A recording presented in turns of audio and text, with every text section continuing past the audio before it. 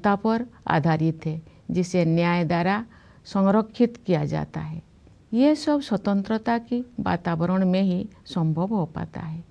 इन मूल्यों और सिद्धांतों की समग्रता ही हमारी भारतीयता का आधार है।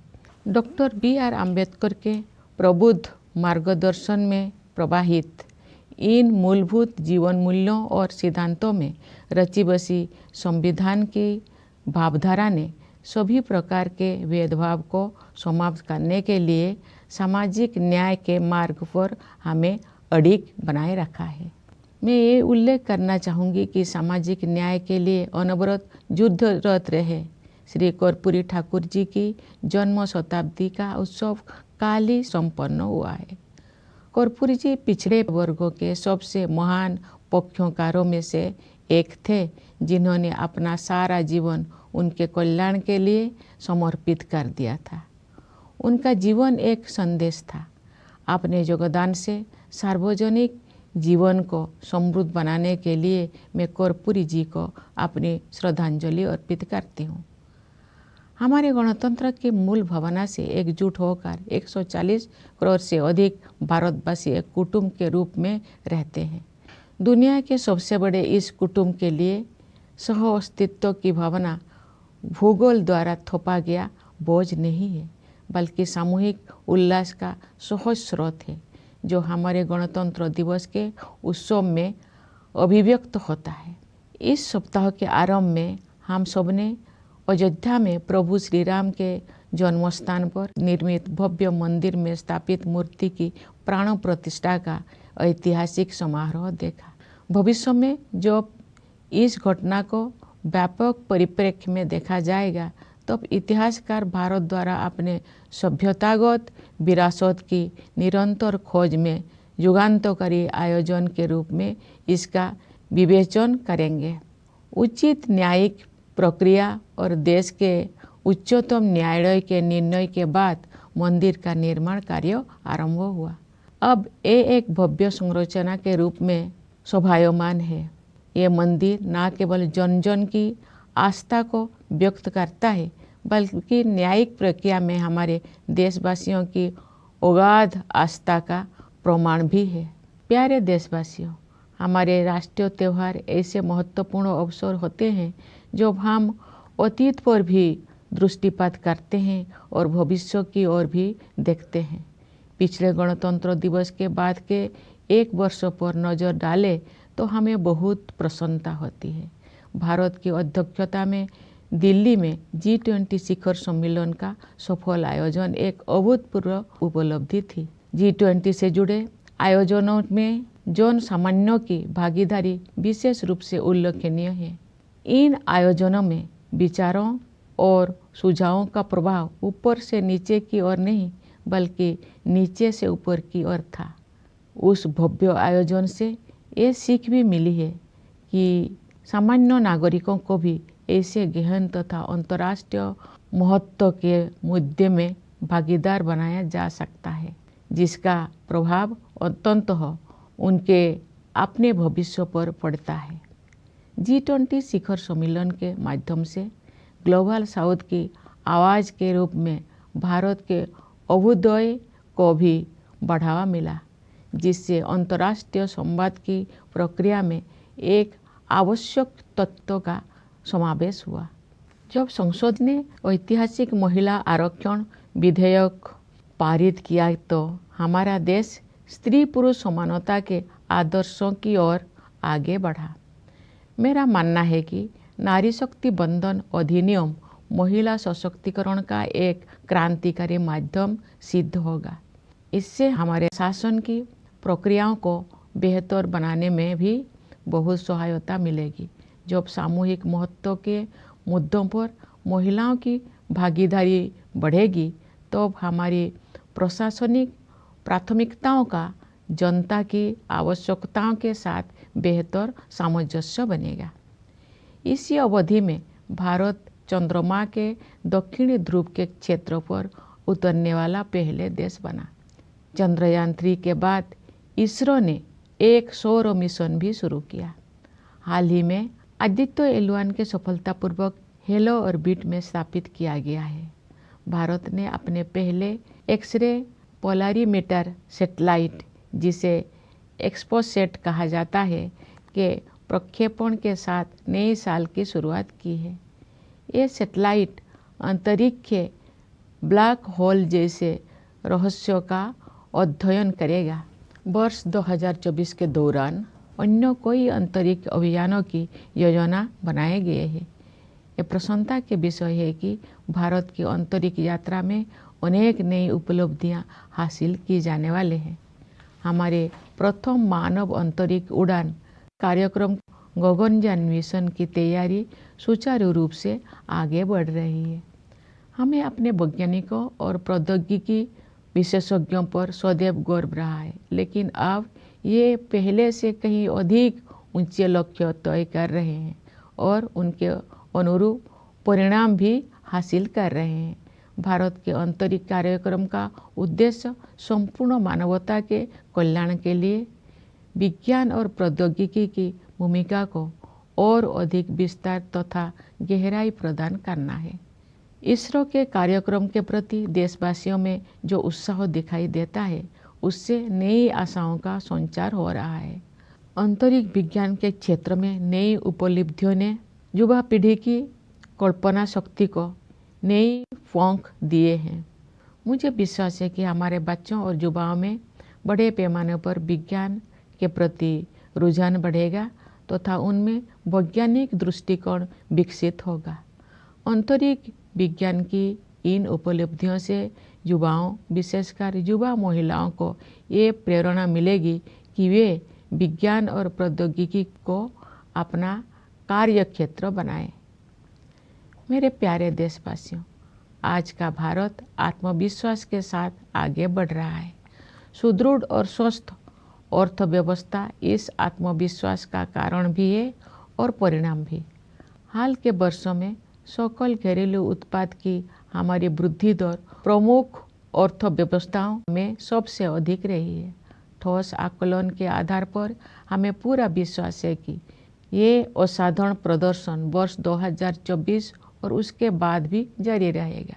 ये बात मुझे विशेष रूप से उल्लेखनीय लगती है कि जिस दूरगामी योजना दृष्टि से अर्थव्यवस्था को गति प्राप्त हुई है, उसी के तहत विकास को हर दृष्टि से समावेशी बनाने के लिए सुविचारित जन कल्याण अभियानों को भी बढ़ावा दिया गया है। महामारी के दिनों में समाज के कमजोर वर्गों को मुफ्त खाद्यान्न उपलब्ध कराने के लिए लागू योजनाओं का दायरा सरकार ने बढ़ा दिया था। बाद में कमजोर वर्गों की आबादी को संकट से उबरने में सहायता प्रदान करने हेतु इन कल्याणकारी योजनाओं को जारी रखा गया। इस पहल को और अधिक विस्तार देते हुए सरकार ने 81 करोड़ से अधिक लोगों को अगले 5 साल तक मुफ्त खाद्यान्न उपलब्ध कराने का निर्णय लिया है। संभवतः इतिहास में ये अपनी तरह का सबसे बड़ा जन कल्याण कार्यक्रम है। साथ ही सभी नागरिकों के जीवन यापन को सुगम बनाने के लिए अनेक समयबद्ध योजनाएं भी कार्यान्वित की जा रही है। घर में सुरक्षित और पर्याप्त पेयजल की उपलब्धता से लेकर अपना घर होने के सुरक्षाजनक अनुभव तक, ये सभी बुनियादी न्यूनतम आवश्यकताएं हैं, न कि विशेष सुविधाएं। ये मुद्दे किसी भी राजनीतिक या आर्थिक विचारधारा से परे है और इन्हें मानवीय दृष्टिकोण से ही देखा जाना चाहिए। सरकार ने केवल जन कल्याण योजनाओं का विस्तार और संवर्धन ही नहीं किया है, अपितु जन कल्याण की अवधारणा को भी नया अर्थ प्रदान किया है। हम सभी उस दिन गर्व का अनुभव करेंगे जब भारत ऐसे कुछ देशों में शामिल हो जाएगा जहां शायद ही कोई बेघर हो। समावेशी कल्याण की इसी सोच के साथ राष्ट्रीय शिक्षा नीति में डिजिटल विभाजन को पाटने और वंचित वर्गों के विद्यार्थियों के हित में समानता पर आधारित शिक्षा व्यवस्था के निर्माण को समुचित प्राथमिकता दी जा रही है। आयुष्मान भारत योजना के विस्तारित सुरक्षा कवच के तहत सभी लाभार्थियों को शामिल करने का लक्ष्य है।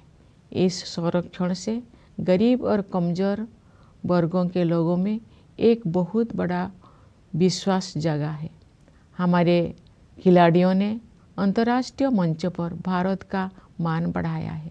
पिछले साल आयोजित एशियाई खेलों में हमने 107 पदकों के नए कीर्तिमान के साथ इतिहास रचा और एशियाई पैरा खेलों में हमने 111 पदक जीते। ये अत्यंत प्रसन्नता की बात है कि महिलाएं हमारी पदक तालिका में बहुत प्रभावशाली योगदान दे रही है।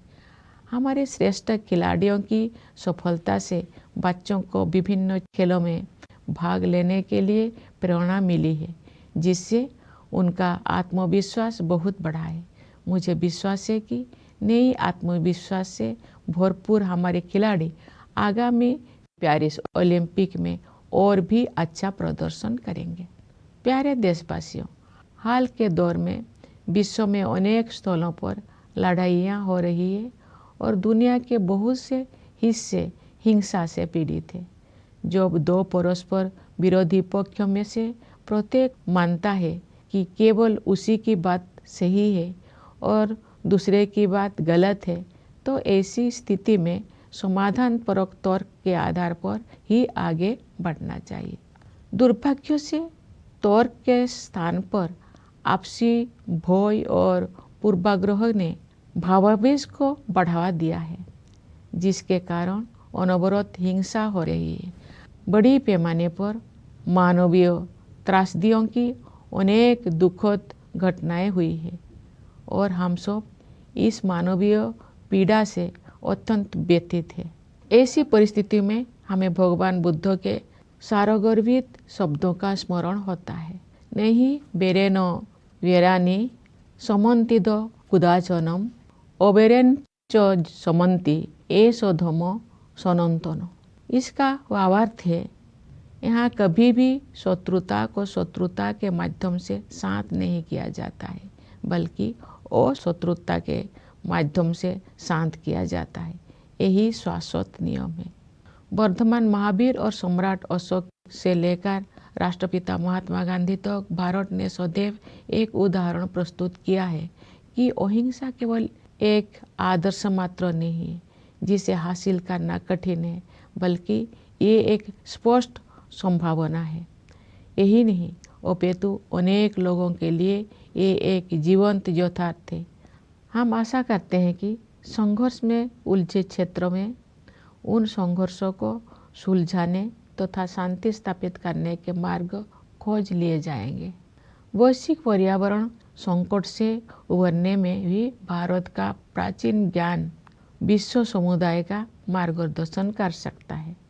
भारत को ऊर्जा के नवीकरणीय स्रोतों को बढ़ावा देने में अग्रणी योगदान देते हुए और ग्लोबल क्लाइमेट एक्शन को नेतृत्व प्रदान करते हुए देखकर मुझे बहुत प्रसन्नता होती है।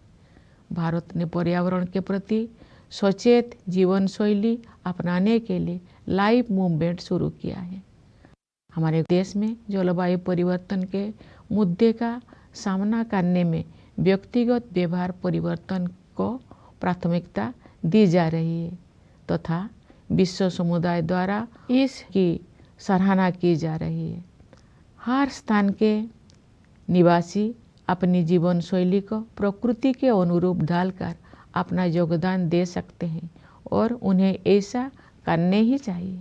इससे न केवल भावी पीढ़ियों के लिए पृथ्वी का संरक्षण करने में सहायता मिलेगी, बल्कि जीवन की गुणवत्ता भी बढ़ेगी। प्यारे देशवासियों, हमारे स्वाधीनता के 100 वर्ष पूरी होने तक की अमृत काल की अवधि के दौरान अभूतपूर्व तकनीकी परिवर्तन भी होने जा रहा है। आर्टिफिशियल इंटेलिजेंस और मशीन लर्निंग जैसी तकनीकी बदलाव असाधारण गति के साथ सुर्खियों से बाहर आकर हमारी दैनिक जीवन का अंग बन गए हैं। कई क्षेत्र में भविष्य से जुड़ी आशंकाएं चिंतित करती है, लेकिन अनेक उत्साहजनक अवसर भी दिखाई देती है, विशेषकर युवाओं के लिए। हमारे युवा वर्तमान की सीमाओं से परे जाकर नई संभावनाएं तलाश रहे हैं। उनके मार्ग से बाधाओं को दूर करने और उन्हें अपनी पूरी क्षमता का उपयोग करने की सुविधा प्रदान करने के लिए हमें हर संभव प्रयास करना है। हमारी युवा पीढ़ी चाहती है कि सभी को अवसर की समानता प्राप्त हो। वे समानता से जुड़े पुराने शब्दजाल नहीं चाहते हैं, बल्कि समानता के हमारे अमूल्य आदर्शों का यथार्थ रूप देखना चाहते हैं। वास्तव में हमारा युवाओं के आत्मविश्वास के बल पर ही भावी भारत का निर्माण हो रहा है। युवाओं के मनोमस्तिष्कों को संभालने का कार्य हमारे शिक्षकगण करते हैं, जो सही अर्थों में राष्ट्र का भविष्य बनाते हैं।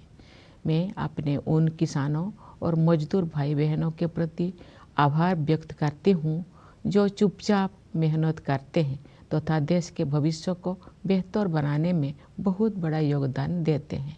गणतंत्र दिवस के पावन अवसर की पूर्व संध्या पर सभी देशवासी हमारे सशस्त्र बलों, पुलिस और अर्धसैन्य बलों का भी कृतज्ञतापूर्वक अभिनंदन करते हैं। उनकी बहादुरी और सतर्कता के बिना हम उन प्रभावशाली उपलब्धियों को प्राप्त नहीं कर सकते थे जो हमने हासिल कर ली है। अपने वाणी को विराम देने से पहले मैं न्यायपालिका और सिविल सेवाओं के सदस्यों को भी शुभकामनाएं देना चाहती हूँ। विदेशों में नियुक्त भारतीय मिशनों के अधिकारियों और प्रवासी भारतीय समुदाय के लोगों को मैं गणतंत्र दिवस की बधाई देती हूँ। आइए हम सब यथाशक्ति राष्ट्र और देशवासियों की सेवा में स्वयं को समर्पित करने का संकल्प करें। इस शुभ संकल्प को सिद्ध करने के प्रयास हेतु आप सभी को मेरी हार्दिक शुभकामनाएं। धन्यवाद। जय हिंद, जय भारत।